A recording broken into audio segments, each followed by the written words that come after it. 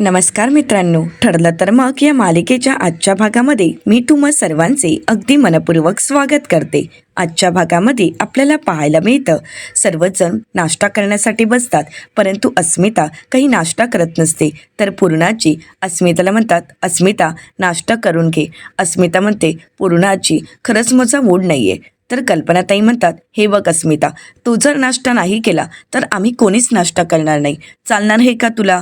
तर अर्जुन हातातील चमचा खाली ठेवतो आणि म्हणतो, हो हे मात्र खरं आहे, आज आपण कोणीही नाश्ता करणार नाही आहोत. जर अस्मिताही नाश्ता करणार नसेल तर आपणही सर्वांनी करायचा नाही. आता मात्र अस्मिताचा नाईलाज होतो आणि अस्मिता नाश्ता करायला घेते. तर अर्जुन म्हणतो, फंटॅस्टिक, आता आपण सर्वांनी नाश्ता करायचा आहे. तर सायली अर्जुनला म्हणते, अहो मी काय म्हणते, आज तुम्ही खरीच थांबता का? इन्स्पेक्टर सावंत यांना सांगा, सुमन काकूंचा तुम्ही शोध घ्या, तुम्हाला काही माहिती सापडली तर मला कळवा, पण आज तुम्ही खरी थांबाल का? तर अर्जुन म्हणतो, ते तर मी अगोदरच केलं आहे, आज मी कुठेही जाणार नाही. हा 1-2 केसबद्दल डिस्कस करायचं आहे आणि त्यासाठी मी चैतन्याला खरीच बोलावलं आहे. त्यामुळे आज काहीही झालं तरी मी कुठेही जाणार नाही, मी खरीच असणार तुमच्या सगळ्यांसोबत. आता अस्मिताच्या चेहऱ्यावर थोडं हसू असतं, ते पाहून सर्वजण खुश होतात. तर आता अर्जुन गप्पा मारत सर्वजण नाश्ता करत असतात आणि त्याचवेळी चैतन्याचा फोन आलेला असतो. अर्जुन म्हणतो, चैतन्याचाच फोन आहे. आता असं म्हणत अर्जुन फोन उचलतो आणि म्हणतो, चैतन्य ऐक, आज तू ऑफिसला जाऊ नकोस. असं म्हणत अर्जुन पुढे काही बोलणार, चैतन्य म्हणतो, थांब थांब, माझं प्लीज ऐकून घे. अर्जुन म्हणतो, काय झालंय? चैतन्य म्हणतो, मी महिपत शिकरेला पाहिलाय. अर्जुन म्हणतो, काय? तर चैतन्य म्हणतो, हो, SK रोडवर तो हायवेच्या दिशेने जात होता आणि मी इथेच होतो. आता घडलेला सर्व प्रसंग ज्यावेळी चैतन्य अर्जुनला सांगतो त्यावेळी अर्जुन म्हणतो, तू त्याच्यावर लक्ष ठेवून राहा, तोपर्यंत मी इन्स्पेक्टर सावंत आणि त्यांची टीम घेऊन तिथपर्यंत पोहोचतच आहे, पण मला अगोदर लोकेशन पाठव. असं म्हणत अर्जुन चैतन्याचा फोन ठेवतो. सायली विचारते, अहो काय झालंय, तुम्ही एवढी घाईघाईने कुठे निघालात? तर अर्जुन म्हणतो, महिपत शिकरेला शोधायला, कारण आत्ताच चैतन्याने महिपत शिकरेला पाहिलं आहे. आता हे ऐकल्यानंतर घरातील सर्वांना धक्का बसतो, परंतु तिथे प्रियाही असते. प्रिया पूर्णपणे घाबरून गेलेली असते. सायली म्हणते, काय म्हणजे महिपत शिकरे पनवेलमध्ये आहे? अर्जुन म्हणतो, हो, आणि चैतन्याने त्याला पाहिलं आहे. मी इन्स्पेक्टर सावंत यांना कळवतो आणि सर्व टीम घेऊन मी महिपत शिकरेच्या मागावर जातो. आज काहीही झालं तरी महिपत शिकरेला पकडणारच. तर आता सायली म्हणते, अहो थांबा, मी सुद्धा येते. अर्जुन म्हणतो, नाही नको, तिथे नक्की काय घडणार हे मी तुला नाही सांगू शकत. आता महिपत शिकरे एकटा आहे की त्याच्यासोबत त्याचे गुंड आहेत, आपल्याला काहीच माहीत नाही आहे. त्यामुळे सायली, मी तर तिथे जाणार आहे, पण तुला मात्र घरच्यांसोबत इथेच थांबावं लागेल, पण काळजी करू नकोस. तर कल्पनाताई अर्जुनला म्हणतात, अर्जुन जे काही करशील ते सांभाळून कर. अर्जुन म्हणतो, हो मम्मा, काळजी करू नका. तर इकडे सायली घाबरून गेलेली असते. सायली अर्जुनच्या हातात घेते आणि म्हणू लागते, जीवावर बेतेल असं काहीच करू नका. अर्जुन म्हणतो, मी म्हणालो ना, मी असं काहीही करणार नाही, तू काळजी करू नकोस, मी येतोच. असं म्हणत आता अर्जुन महिपत शिकरेला पकडण्यासाठी पोलिसांची टीम घेऊन निघालेला असतो. तर दुसरीकडे पाहायला मिळतं, आता हे सगळं काही सत्य प्रियाला कळालेलं असतं. प्रिया घाबरते आणि नागराज काकांना फोन करण्यासाठी ती धावत पळत घाईघाईने घराबाहेर आलेली असते. आता आजूबाजूला कोणी नाही ते पाहत प्रिया लगेच नागराज काकांना फोन करते. तर दुसरीकडे नागराज काका बाहेरच असतात. तर नागराज काका पाहतात तर प्रियाचा फोन आलेला असतो. नागराज काका अगदी दबावात सांगतात की मी बिझी आहे, नंतर फोन करतो. तर प्रिया चिडते आणि म्हणते, कसले बिझी आहात हो, घरी फक्त झोपा काढताय. महिपत शिकरे तुमच्या हातावर तुरी देत सटकलाय, तो पळून गेलाय, हे तुम्हाला माहीत आहे का? नागराज काका म्हणतात, काही काय बडबडतेस, तुला कोणी एक सांगितलं? असं काही झालं नाही, तू कसं शक्य आहे जाणं, मी त्याला बांधून ठेवलं आहे. तर प्रिया म्हणते, तो महिपत शिकरे आहे, इतके दिवस त्याला आपण डांबून ठेवलं, तो आपल्या कैदेत होता, हे नशीब समजा, परंतु आता महिपत शिकरे सुटला आहे. तर नागराज काका म्हणतात, उगाच हवेत तीर मारू नकोस, कारण महिपत सुटला असताना तर अगोदर मला कळालं असतं, मी त्याच्यावर पहारासाठी माणसं ठेवली आहेत. प्रिया म्हणते, पण ती माणसं कोणाची आहेत? त्यातील एक जरी आतमध्ये गेला आणि त्याला कळालं की आपले साहेबच आतमध्ये आहेत, तर मग त्याला सोडायला कितीसा वेळ लागणार आहे आपल्या साहेबांना? तुम्हाला कळतंय का? महिपत शिकरे सुटले आहेत. परंतु नागराज काका हे काही मान्य करायला तयार नसतात. तर प्रिया म्हणते, आता चैतन्याचा अर्जुनला फोन आला होता, चैतन्याने कुठेतरी महिपत शिकरेंना पाहिलं आहे आणि त्याच्या शोधासाठी अर्जुन घराबाहेर पडला आहे. तुम्हाला अजूनही माहीत नाही आहे की महिपत शिकरे पळालाय. अहो, आपण एवढी मेहनत घेतली, त्याचा काय उपयोग झाला? आता प्रिया पुढे काही बोलणार, परंतु इकडे नागराज काका घाबरून जातात आणि लगेच प्रियाचा फोन कट करतात.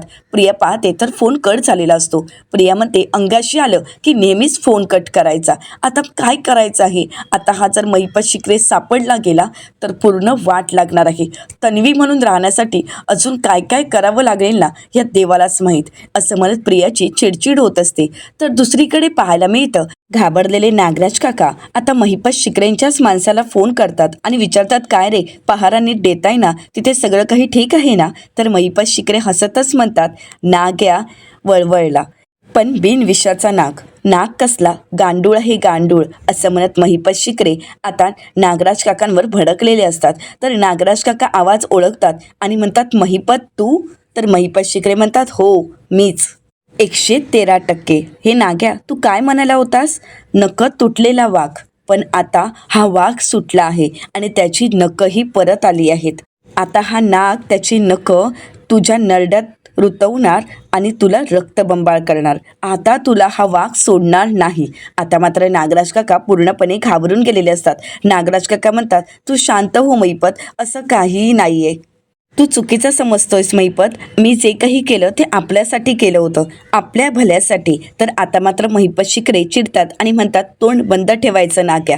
तू जास्त वळवळू नकोस आणि तुझी जी जीभ वळवळते ना, तिला आता शांत ठेवायचं. उगाचच बिनकामाची वळवळ बंद कर, कारण आता तुझी ती जीभही शिल्लक राहणार नाहीये, एवढं मात्र लक्षात ठेव. नागराज काका पूर्णपणे घाबरून गेलेले असतात. तर महिपत शिकरे म्हणतात, आता तुझी ही जीभ मीच हासडणार आणि त्याचे बारीक बारीक तुकडे करणार. 4 तुकडे तुझ्या उजव्या हातात देणार आणि 4 तुकडे तुझ्या डाव्या हातात देणार. कळलं का तुला? आता फक्त मी तुझ्यापर्यंत पोहोचण्याची वाट पाहायची, असं म्हणत महिपत शिकरे फोन ठेवतात. आता मात्र नागराज काकांना चांगलाच घाम फुटलेला असतो. तर दुसरीकडे महिपत शिकरेंचा माणूस त्यांची माफी मागत म्हणतो, माफ करा साहेब, मला माहीत नव्हतं की आतमध्ये तुम्ही आहात. आम्हाला नागराज शेटने फक्त बाहेर उभे राहून पहारा द्यायला सांगितला होता आणि हेही तुम्ही आम्हाला सांगितलं असं त्यांनी सांगितलं होतं आणि म्हणूनच आम्हाला पहारा द्यावा लागला. त्यानंतर त्यांनी मला सांगितलं की जा आणि चहा पिऊन ये. मी चहा प्यायला गेलो आणि त्यानंतर ते मला म्हणाले की ह्या दुसऱ्या खोलीच्या बाहेर पहारा दे, पण मला माहीत नव्हतं की तिथे सुद्धा तुम्हीच आहात. तर आता महिपत शिकरे म्हणतात, तुमची त्यात काय चूक आहे ना? कारण कसं आहे, तुमची अक्कलच गुडघ्यात आहे आणि म्हणूनच हे सगळं काही घडतंय. तुम्हाला बोलून तरी काय उपयोग? पण आता मला सांग, माझी इथून सुटका कशी होणार आहे? त्याची काही व्यवस्था केली आहेस का? अरे, हायवेवरून निघालो होतो तर तिथे पोलीस होते आणि त्या चौकात पोलीस होते, म्हणून आपण इथे येऊन थांबलो आहे. या फटफटीवर जाणं शक्य आहे का? या फटफटीचा मामला लय डेंजर आहे, त्यामुळे आता मला गाडीची सोय करायची आहे. जा, तू गाडीची सोय कर. तर आता तो म्हणू लागतो, हो साहेब, मी गाडीची सोय करून येतो, तोपर्यंत तुम्ही इथेच थांबा, मी तुम्हाला फोन करतो. तर महिपत शिकरे म्हणतात, म्हणालो ना की तुमची अक्कल गुडघ्यातच आहे. अरे, माझ्याकडे काही फोन आहे का? माझ्याकडे फोन नाही आहे, खोडा नाही आहे, काहीच नाही आहे. आणि हा फोन आहे ना, तो तुझा आहे, हे तरी लक्षात आहे का? आता महिपत शिकरेंचा माणूस महिपत शिकरेंना म्हणतो, हा मोबाईल माझा तुमच्याकडे ठेवा, असं म्हणत तो बंदूकही देतो आणि म्हणतो, हा घोडाही ठेवा, हे सगळं तुमच्याकडे ठेवा, तोपर्यंत मी गाडीची व्यवस्था करून येतो. असं म्हणत महिपत शिकरेंचा माणूस आता गाडीची व्यवस्था करण्यासाठी निघालेला असतो. आता महिपत शिकरे एका आडोशाला गाडीची वाट पाहत तिथेच थांबलेले असतात. कोणीही आपल्याला पाहणार नाही अशा ठिकाणी महिपत शिकरे येऊन थांबलेले असतात. तर दुसरीकडे पाहायला मिळतं, प्रिया आता नागराज काकांना भेटण्यासाठी आलेली असते. प्रिया नागराज काकांना म्हणते, चैतन्याची नजर अगदी बरोबर होती, त्याने अर्जुनला अगदी बरोबर फोन केला. महिपत शिकरे सुटलाय ना? आता मात्र नागराज काका चिडतात आणि म्हणतात, तू काय मला विचारतेस? तूच मला फोन केला होतास ना? तर प्रिया म्हणते, कारण मला बारीकशी आशा होती की चैतन्याचा अंदाज चुकला असावा, परंतु तुम्ही एवढा मोठा गोंधळ घालून ठेवाल असं मला वाटलंही नव्हतं. मला वाटलं होतं की तुम्ही तुमचं काम धड कराल, पण नाही, तेवढंही तुम्हाला जमलं नाही. तो तुमच्या नाकाखालून पळून गेलाय आणि तरी तुम्हाला काहीच माहीत नाही. मागच्या वेळी ज्यावेळी तो सुटला होता त्यावेळी तुम्ही परस्पर ठरवलं होतं की तो माझ्यामुळे सुटला आहे आणि मला थोबडावलं होतं, पण आता तेच मी केलं तर? असं म्हणत प्रिया आता नागराज काकांना प्रश्न करते. आता प्रियाचा हा प्रश्न ऐकून नागराज काकांना धक्काच बसतो. प्रियाने तर सरळ सरळ हात उचलण्याची भाषा केलेली असते. तर नागराज काका प्रियाला म्हणतात, मुस्काट फोडेन गप्प बस. तर प्रिया म्हणते, घाबरू नका काका, थोबडावत नाही आहे मी, तुमच्या वयाचा मान ठेवते. आत्तापर्यंत मी तुमचा मान ठेवत आली आहे आणि म्हणूनच मी कधीही तुमच्यावर हात उगारला नाही. नागराज काका प्रियाला म्हणतात, जरा गप्प बसशील का, तरच मला सुचणार आहे की मी महिपतला कुठे शोधायचं. तर प्रिया म्हणते, कुठे शोधणार आहात तुम्ही, तो काय तुमच्या घरात येऊन बसलाय का आणि म्हणतोय बेडका मला पकड. काय बोलताय तुमचं, तुम्हाला तरी कळतंय का, महिपत शिकरे आहे तो तुमच्या आता हाती लागेल का. प्रिया नागराज काकांना म्हणते, एक गोष्ट विसरू नका, आता जो जर अख्ख्या जगाला ओरडून सांगेल की आपण काय काय केलं आहे आणि मग आपण जेलमध्ये जाऊ. तर आता नागराज काका म्हणतात, जेलमध्ये गेलो तर जिवंत तरी राहू, परंतु आता जर महिपत शिकरेने आपल्याला पकडलं ना तर तो आपला कोतळा बाहेर काढेल. तर प्रिया म्हणते, हे माहीत होतं ना, मग तुम्ही त्याला का सुटू दिलं, का तुम्ही त्याच्यावर नीट पहारा ठेवू शकला नाही. आता मात्र नागराज काका पूर्णपणे घाबरून गेलेले असतात. तर दुसरीकडे पाहायला मिळतं, आता अर्जुन चैतन्याला फोन करतो आणि विचारतो, तो इन्स्पेक्टर सावंत यांना अपडेट दिली आहेस का. तर चैतन्य म्हणतो, हो मी दिली आहे आणि आता त्यांनी लगेच ॲक्शनही घेतली आहे, कारण त्यांनी संपूर्ण पनवेलमध्ये नाकाबंदी केली आहे. मी फोन केल्यानंतर एवढं लवकर नाकाबंदी झाली आहे की आता महिपत शिकरेला पनवेलमधून कुठेही जाता येणार नाही. त्याचे सगळे रस्ते बंद झाले आहेत, बाहेर पडणं मुश्किल झालं आहे. त्यामुळे आता तू काळजी करू नकोस, काही झालं तरी आज महिपत शिकरे सापडणारच. तर अर्जुन म्हणतो, तू मला लाईव्ह लोकेशन पाठव, मी लगेच तिथे पोहोचत आहे. चैतन्य म्हणतो, हो. असं म्हणत अर्जुन फोन कट करतो आणि पक्क ठरवतो की आज काहीही झालं तरी महिपत शिकरेला पकडायचं. तर दुसरीकडे पाहायला मिळतं, सायलीचा जीव मात्र कासावीस होत असतो. सायलीला अर्जुनची काळजी वाटत असते, ती पूर्णपणे घाबरून गेलेली असते आणि हे सगळं काही कल्पनाताई पाहतात. तर सायलीसोबतच पूर्णाजी सुद्धा टेन्शनमध्ये असतात. तर कल्पनाताई मनाशीच म्हणतात, सगळ्यांना टेन्शन येणं साहजिकच आहे, सगळ्यांनाच अर्जुनची काळजी वाटत असणार, कारण काहीही झालं तरी तो महिपत शिकरे आहे. महिपत शिकरेला पकडणं इतकं सोपं काम नाही आहे आणि या सगळ्यामध्ये अर्जुनला काही झालं तर. आता मात्र कल्पनाताईंचाही जीव कासावीस होत असतो, त्यांनाही खूप भीती वाटत असते आणि म्हणूनच ते प्रतिमा आत्यांना फोन करतात. प्रतिमा आत्या फोन उचलतात आणि विचारतात, काय कल्पना, सुमनबद्दल काही कळालं आहे का. तर कल्पनाताई म्हणतात, नाही ग, पण आता दुसराच प्रॉब्लेम होऊन बसला आहे. तर प्रतिमा आत्या म्हणतात, थांब, रविराजसुद्धा इथेच आहेत, मी जरा फोन स्पीकरवर ठेवते. असं म्हणत आता प्रतिमा आत्या फोन स्पीकरवर ठेवतात आणि म्हणू लागतात, बोल कल्पना, काय झालंय नक्की. तर कल्पनाताई म्हणू लागतात, आता चैतन्याचा फोन आला होता की त्याने महिपत शिकरेला पाहिलं आहे. आता हे ऐकल्यानंतर रविराज सरांना धक्काच बसतो. रविराज सर म्हणतात, काय. तर आता कल्पनाताई म्हणतात, हो, चैतन्याचा फोन आला होता आणि म्हणूनच अर्जुन घाईघाईने आता महिपत शिकरेला शोधायला घराबाहेर पडला आहे. महिपत शिकरेला शोधणं म्हणजे सोपं काम नाही आहे आणि या सगळ्यामध्ये अर्जुनला काही झालं तर आम्हाला सगळ्यांनाच खूप अर्जुनची काळजी वाटत आहे. घरात सर्वच जण खूप टेन्शनमध्ये आहोत. रविराज सर म्हणतात, वहिनी तुम्ही काळजी करू नका, आम्ही सर्वच जण आहोत आणि आता आम्ही लगेच तिथे येत आहोत. तर आता कल्पनाताई म्हणू लागतात, हो भाऊजी, तुम्ही इथे याल तर खरंच खूप बरं होईल, कारण यांनासुद्धा फॅक्टरीच्या कामासाठी अर्जंट जावं लागलं आहे आणि अश्विनला सुद्धा एमर्जन्सी आली, त्यामुळे तो सुद्धा घरी नाही आहे. तुम्ही जर आलात तर आम्हाला खरंच आधार वाटेल. तर प्रतिमा आत्या म्हणतात, कल्पना तू काळजी करू नकोस, मी आणि हे आत्ताच निघत आहोत, त्यामुळे नका काळजी करू. असं म्हणत आता इकडे कल्पनाताई फोन ठेवतात, परंतु इकडे सर्वांनाच अर्जुनची काळजी वाटत असते. एकीकडे अस्मिताची अशी अवस्था, तर दुसरीकडे अर्जुन घराबाहेर पडलेला असतो, त्यामुळे कोणाला काय करावं काहीच कळत नसतं. सायली तर पूर्णपणे घाबरून गेलेली असते. कल्पनाताई पूर्णाजींना सावरतात, तर पूर्णाजी एकच म्हणतात की माझा अर्जुन सुखरूप घरी येऊ देत, बस, मला काही नको आहे. इकडे मात्र सायलीची ती घालमेल पाहून कल्पनाताईंना सायलीची काळजी वाटत असते. तर दुसरीकडे पोलिसांची टीम आणि चैतन्य ज्या ठिकाणी चैतन्याने लोकेशन सांगितलेलं असतं तिथे पोहोचलेले असतात. आता अर्जुनही तिथे पोहोचतो. अर्जुन इन्स्पेक्टर सावंत यांना विचारतो, काही अपडेट महिपत शिकरेबद्दल काही कळालं आहे का. तर इन्स्पेक्टर सावंत म्हणतात, नाही, अजूनपर्यंत कोणतीच माहिती हाती आली नाही आहे, परंतु एवढं मात्र नक्की की महिपत शिकरे इथून कुठेही जाऊ शकत नाही. तर चैतन्य म्हणतो, इन्स्पेक्टर सावंत यांच्या म्हणण्यानुसार सगळीकडे नाकाबंदी केलेली आहे आणि म्हणूनच महिपत शिकरे इथून बाहेर पडणं शक्यच नाहीये. अर्जुन म्हणतो, ठीक आहे, मग तुम्ही ह्या साईडला शोधा, मी आणि चैतन्य त्या साईडला शोधतो. असं म्हणत अर्जुन आणि चैतन्य एका साईडला शोधायला सुरुवात करतात. तर दुसरीकडे पोलिसांच्या टीमने आता महिपत शिकरेंना शोधायला सुरुवात केलेलं असतं. आता ज्या ठिकाणी पोलिसांची टीम उतरलेली असते आणि शोधाशोध सुरू होते त्याच ठिकाणी समोरच्या झाडामागे महिपत शिकरे लपून असतात. महिपत शिकरेंनी पोलिसांना पाहिलेलं असतं आणि ते मनाशीच म्हणतात, हे पोलीस इथपर्यंत कसे काय पोचलेत? आणि अगदी बरोबर, म्हणजे तिथून निसटताना सटकताना मला नक्कीच कोणीतरी बघितलं असणार. आणि म्हणूनच महिपत शिकरे पोलिसांना चकवा देत एका एका झाडामागून दुसऱ्याच ठिकाणी येऊन पोचतात. तर दुसरीकडे अर्जुन आणि चैतन्य तिथे समोर असणाऱ्या प्रत्येक लोकांना महिपत शिकरेंचा फोटो दाखवून तुम्ही यांना पाहिलं का असं विचारत असतात. परंतु कोणीही महिपत शिकरेंना पाहिलेलं नसतं आणि म्हणूनच अर्जुन आणि चैतन्य पुन्हा त्या ठिकाणी येतात आणि पोलिसांची टीमही त्या ठिकाणी येते. अर्जुन म्हणतो, काही माहिती सापडली का? तर पोलिसांची टीम अर्जुनला नकार देते. अर्जुन म्हणतो, आम्हालाही काही माहिती सापडली नाही.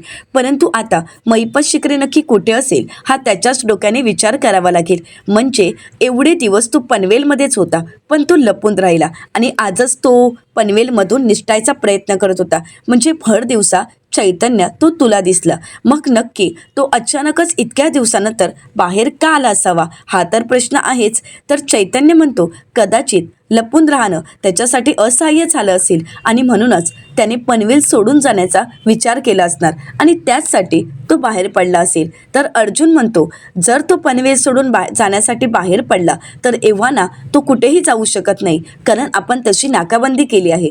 पण जर महिपत शिकरेला आता लपायचं असेल तर तो कुठल्या ठिकाणी लपू शकतो? एखाद्या बंद दुकानात किंवा मग एखाद्या बंद घरात. आता आपल्याला महिपत शिकरेप्रमाणेच शोध घ्यावा लागेल आणि म्हणूनच पोलिसांची टीम आणि अर्जुन कामाला लागतात. तर दुसरीकडे महिपत शिकरे पोलिसांना चकवा देत एका घराच्या ठिकाणी पोचलेले असतात. आता त्या घराचा दरवाजा उघडं असतं आणि म्हणूनच महिपत शिकरे घरात कोण आहेत ते न विचारता डायरेक्ट घरात घुसतात. आता मात्र घरात राहणारे गृहस्थ महिपत शिकरेंवर चिडतात आणि म्हणू लागतात, कोण आहात तुम्ही? तर त्यांची बायको म्हणू लागते, आणि असे सहज तुम्ही डायरेक्ट घरात कसे काय येऊ शकता कोणाच्याही? तर आता त्यांची बायको त्या गृहस्थांना म्हणत असते, तुम्ही हाताला धरून यांना अगोदर घराबाहेर काढा. परंतु त्याचवेळी महिपत शिकरे आपली बंदूक काढतात आणि बंदुकीचा धाक दाखवत म्हणू लागतात, तोंड बंद ठेवायचं. जर जिवंत राहायचं असेल तर तोंड बंद ठेवायचं. आता तिघही घाबरून गेलेले असतात. ते गृहस्थ, त्यांची बायको आणि त्यांचा मुलगा तिघच जण घरी असतात, पण ते पूर्णपणे घाबरून गेलेले असतात. तर दुसरीकडे पाहायला मिळतं, रविराज सर आणि प्रतिमा आत्या सुभेदारांच्या घरी पोहोचलेले असतात. आता प्रतिमा आत्या सायली आणि कल्पनाताईंना विचारतात, अर्जुनबद्दल काही माहिती कळाली आहे का? अर्जुनचा फोन वगैरे आला होता का? तर पूर्णाची प्रतिमा आत्यांना म्हणतात, नाही ग, आम्ही सर्वच जण अर्जुनच्या फोनची वाट पाहत आहोत. रविराज सर म्हणू लागतात, आम्हाला त्यांनी कळवायला हवं होतं, एवढी मोठी रिस्क त्याने एकट्याने घ्यायला नको होती. तर पूर्णाची म्हणतात, तशी पोलिसांची टीम, इन्स्पेक्टर सावंत यांची टीम आहेच म्हणा, परंतु कधी काय होईल काहीच सांगता येत नाही आणि म्हणूनच आम्हा सगळ्यांनाच अर्जुनची काळजी वाटत आहे. रविराज सर म्हणतात, तो महिपत कधीही काही करू शकतो, पण तुम्ही काळजी करू नका. मी थोड्या वेळात अर्जुनला फोन करतो आणि अर्जुनने फोन नाहीच उचलला तर मी लोकेशन घेतो आणि तिथपर्यंत जाऊन येतो. तुम्ही काळजी करू नका. सायली बिथरून गेलेली असते, ती घाबरलेली असते, परंतु स्वतःला धीर देत म्हणते, तुम्ही एवढी काळजी का करताय? ते एकटे नाही आहेत, त्याच्यासोबत चैतन्य आहेत, चैतन्य भाऊजी आहेत आणि पोलिसांची टीमही आहे, त्यामुळे काळजी करू नका. महिपत यांच्या केसांनाही धक्का लावू शकत नाही. कल्पनाताई म्हणतात, अगं पण तो महिपत किती खुनशी आहे, आपल्याला माहीत आहे ना, तो कधीही काहीही करू शकतो. आणि या सगळ्यामध्ये त्याने अर्जुनला काही केलं तर? खरं तर अर्जुनला जायची गरजच नव्हती, पोलिसांची टीम गेली असती, त्यांनी केलं असतं त्यांचं काम. या सगळ्यामध्ये अर्जुनला पडायची काय गरज होती? खरं तर अर्जुनने तिथे जायलाच नको होतं. सर्वांनाच अर्जुनची काळजी वाटत असते. इथे आम्हाला सगळ्यांना किती टेन्शन आहे हे त्याला कळत नाहीये का? तर आता सायली कल्पनाताईंना म्हणते, आई तुम्ही शांत व्हा, असं काहीही घडणार नाही, देवी आईवर विश्वास ठेवा. तर दुसरीकडे पाहायला मिळतं, आता अर्जुन ठरल्याप्रमाणे तिथे असणाऱ्या सगळ्या गल्लीत शोधत असतो. गल्लीतील प्रत्येक खोलीत जाऊन तो विचारत असतो की या व्यक्तीला कोणी पाहिलं आहे का, परंतु तिथे कोणीच पाहिलेलं नसतं. परंतु खोली नंबर 19मध्ये ज्यावेळी अर्जुन येतो त्यावेळी दरवाजा बंद असतो. अर्जुन दरवाजा ठोकतो, परंतु कोणीही दरवाजा उघडत नाही, कारण महिपत शिकरेने त्या तिघांवरही बंदूक रोखून ठेवलेली असते, त्यामुळे ती तिघही घाबरून गेलेले असतात. तर आता अर्जुन म्हणतो, कोणी आहे का, कोणीतरी दरवाजा उघडा. परंतु त्याचवेळी महिपत शिकरे त्या बाळाला म्हणतात, बाळा इकडे ये. आता मात्र तो घाबरून गेलेला असतो. महिपत शिकरे म्हणतात, इथे ये, नाही तर आई बाप दोघांनाही मारेन. तर आता तो घाबरतच महिपत शिकरेंसमोर जातो. तर महिपत शिकरे त्याला म्हणतात, आता बाहेर जायचं आणि बाहेर जे आले आहेत ना त्यांना एवढंच सांगायचं, घरी कोणी नाही आहे, मी एकटाच आहे आणि मी अभ्यास करत आहे असं म्हणत महिपत शिकरे त्याला म्हणतात लाईट बंद कर आणि जा. आता तो हळूवार दरवाजा उघडतो, लाईट्स बंद करतो. तर अर्जुन म्हणतो, बाळा तू एकटाच आहेस का घरी, की तुझ्या घरी अजून कोणी मोठं आहे का, म्हणजे तुझे आई बाबा आहेत का घरी, त्यांना बाहेर बोलवशील का. तो घाबरतच म्हणतो, माझे आई बाबा घरी नाही आहेत, ते बाहेर गेलेत, मी एकटाच घरी आहे. अर्जुन म्हणतो, खरंच तू एकटा आहेस. आणि त्याचवेळी त्याच्या आईचा पदर अर्जुनला दिसलेला असतो.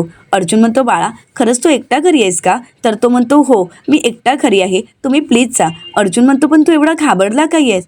तर तो म्हणतो, खरंच काही नाही झालंय असं म्हणत तो दरवाजा बंद करतो. आता अर्जुनच्या सगळं काही लक्षात आलेलं असतं. अर्जुन चैतन्याला बाजूला घेतो आणि म्हणतो, हा मुलगा एवढा घाबरून गेला होता. तर चैतन्य म्हणतो, आणि तो काहीतरी लपवत होता असंही वाटत होतं. तर चैतन्य आणि अर्जुन यांचा अंदाज खरा ठरतो. अर्जुन म्हणतो, याचा अर्थ महिपत शिकरे इथेच आहे आणि हीच गोष्ट तो घाबरून सांगत होता, कारण तो घाबरला होता. महिपत शिकरेचा धाक होता. आता मात्र अर्जुन इन्स्पेक्टर सावंत यांना फोन करतो आणि म्हणतो, इन्स्पेक्टर सावंत तुम्ही तुमची टीम घेऊन पुढच्या गल्लीत या, कारण माझा अंदाज आहे की महिपत शिकरे इथे एका खोलीत लपून आहे. असं म्हणत आता अर्जुनने पोलिसांची टीम तिथे बोलावून घेतलेली असते. तर येणाऱ्या पुढील भागामध्ये आपल्याला पाहायला मिळतं, आता महिपत शिकरे जंगलात सटकलेला असतो, परंतु अर्जुन काही त्याचा पिच्छा सोडत नाही. अर्जुन त्याच्या मागोमाग जंगलात पोहोचलेला असतो आणि महिपत शिकरे अर्जुनवर वार करणार, परंतु अर्जुनने महिपत शिकरेला चांगलंच घायाळ केलेलं असतं. परंतु तो वाघ पुन्हा एकदा चवताळतो आणि शेवटी अर्जुनवर गोळी झाडतो. इकडे सायलीचा जीव त्याच वेळी कासावीस होत असतो, ती घाबरून गेलेली असते. तर दुसरीकडे अर्जुनला गोळी लागलेली असते, परंतु तरीसुद्धा अर्जुन न डगमगता महिपत शिकरे पळून जात असताना त्याच्या पायावर अशी भली मोठी काठी फेकून मारतो की शेवटी महिपत शिकरेही तिथेच पडतो. आता पोलिसांची टीम आणि चैतन्य तिथे पोचलेला असतो.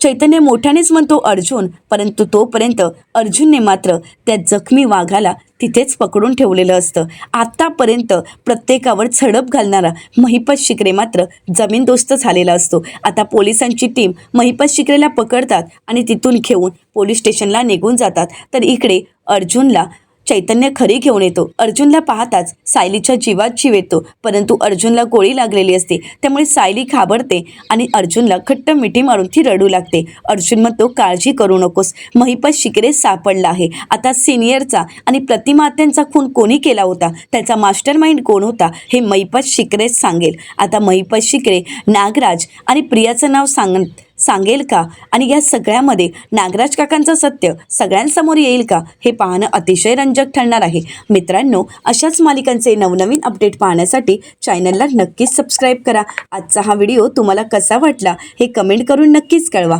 आणि आजचा हा व्हिडिओ आवडला असेल तर व्हिडिओला लाईक करायलाही विसरू नका. व्हिडिओ पाहिल्याबद्दल तुम्हा सर्वांचे अगदी मनपूर्वक धन्यवाद.